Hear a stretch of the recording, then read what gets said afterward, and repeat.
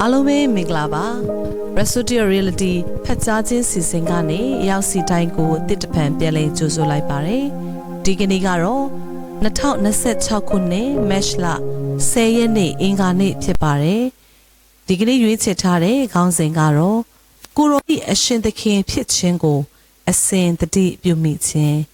ရွေးချယ်ထားတဲ့တမန်ကျမ်းပိုက်ကတော့တမန်တော်ဝတ္ထုခန်းကြီး20ခန်းငယ်32ညီအကိုတို့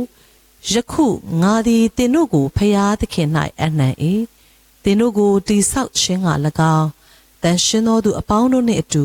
သင်တို့အားအမွေပေးခြင်းက၎င်းတက်နိုင်သောဖျားသခင်၏ကျေးဇူးတော်တရား၌လည်းသင်တို့ကိုငါအနှံ၏ယခုသင်သည်ခရစ်တော်၌ရှိနေပြီဖြစ်ပြီး၎င်းသည်အားလုံးအတူတကွအသက်တာအသစ်ဖြစ်ကာသခင်ယေရှု၏အရှင်သခင်ဖြစ်ခြင်းအောက်ရှိအသက်တာတစ်ခုဖြစ်သည်သို့တော်လည်းခရိယန်အများစုသည်သူတို့၏နေ့စဉ်အသက်တာ၌ကိုယ်တော်၏အရှင်သခင်ဖြစ်ခြင်းကိုအပြည့်အဝသတိမပြုမိကြချေယေရှုခရစ်သည်သင်၏အသက်တာ၏အရှင်သခင်ဖြစ်သည်ဟုသင်ပြောသောအခါ၎င်းသည်ကိုယ်တော်၏နှုတ်ကပတ်တော်ကသင်၏အသက်တာ၌အမြင့်ဆုံးသောအာနာပိုင်သို့မဟုတ်အဆုံးအဖြတ်ဖြစ်လာသည်ဟုအဓိပ္ပာယ်ရသည်ခရစ်တော်၏အရှင်သခင်ဖြစ်ခြင်းကိုကိုရောနှုတ်ကပတ်တော်၏အုပ်ဆိုးခြင်း၌ဦးစွာဖော်ပြသည်ကိုရောနှုတ်ကပတ်တော်၏အခွင့်အာဏာအောက်သို့ဝန်ခံအနံ့ခြင်းမရှိဘဲ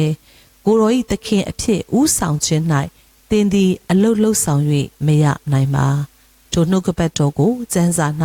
ဂျေဇုတော်နှင့်ဆိုင်သောနှုတ်ကပတ်တော်ဟုဖော်ပြထားပါသည်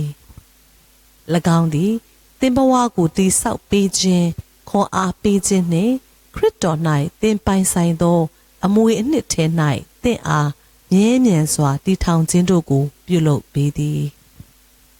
ဤအကြောင်းကြောင့်သင်သည်မြည်သည့်နေရာ၌မဆိုရှိနေခြင်းသို့မဟုတ်မြည်သည့်အရာကိုမဆို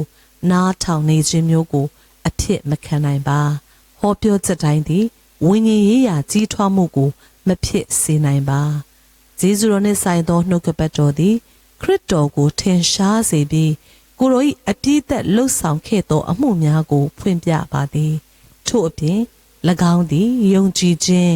ရဲရင်ခြင်းခွဲဝေပေးပြီးသင်၏အမွေအနှစ်ကိုသိကျွမ်းစေပါသည်ဂျေဇုတော်နှင့်ဆိုင်သောနှုတ်ကပတ်တော်သည်သင်ကိုသခင်ယေရှု၏အရှင်သခင်ဖြစ်ခြင်း၌ထိရောက်စွာလှုပ်ဆောင်နိုင်ရန်လုပ်ပိုင်ခွင့်အာဏာကိုပေးအပ်ပါသည်ထို့ကြောင့်နှုတ်ကပတ်တော်၏အခွင့်အာဏာအောက်တွင်အစဉ်အမြဲအသက်ရှင်ရန်ဆုံးဖြတ်ချက်ချမှတ်ပါသင်သည်နှုတ်ကပတ်တော်ကိုပိုမိုဝန်ခံအနံ့လေးလေးကိုရော၏ဘုန်းတော်သည်သင်၏အသက်တာ၌တိုးပွားသည်ထက်တိုးပွား၍ထင်ရှားပေါ်လွင်စေရန်ကိုရော၏အရှင်သခင်ဖြစ်ခြင်းကိုပိုမိုတတိပြုမိသောအသည့်ဖြင့်လှုပ်ဆောင်နိုင်လေးလေးဖြစ်ပါလိမ့်မည်အခုဆက်လက်ပြီးတော့ထပ်၍လေ့လာရန်တမန်ကျမ်းပိုက်များကတော့ကိုလိုသဲခန်းကြီး3ခန်းငယ်16ရှင်ယာကုပ်ခန်းကြီး1ခန်းငယ်21တိမောသေဩဝါဒစာဒုတိယဆောင်ခန်းကြီး3ခန်းငယ်16မှ19အခုဆက်လက်ပြီးတော့ဆုတောင်းခြင်းကိုကျွန်မရဲ့နောက်ကနေကျေးဇူးပြုပြီးတော့လိုက်ဆိုပေးပါကျွန်ုပ်ကိုတိဆောက်ပြီးတော့ခွန်အားဖြည့်တင်ပြီးတော့ခရစ်တော်၌ရှိသောကျွန်ုပ်၏အမွေနှစ်ထဲတွင်နေရာချပြီးသောဖယားသခင်၏ကျေးဇူးတော်နှင့်ဆိုင်သောနှုတ်ကပတ်တော်ဖယားသခင်၏နှုတ်ကပတ်တော်အခွင့်အာဏာအောက်သို့ကျွန်ုပ်အပြည့်အဝစက္ကပ်အနှံပါ၏ကျွန်ုပ်သည်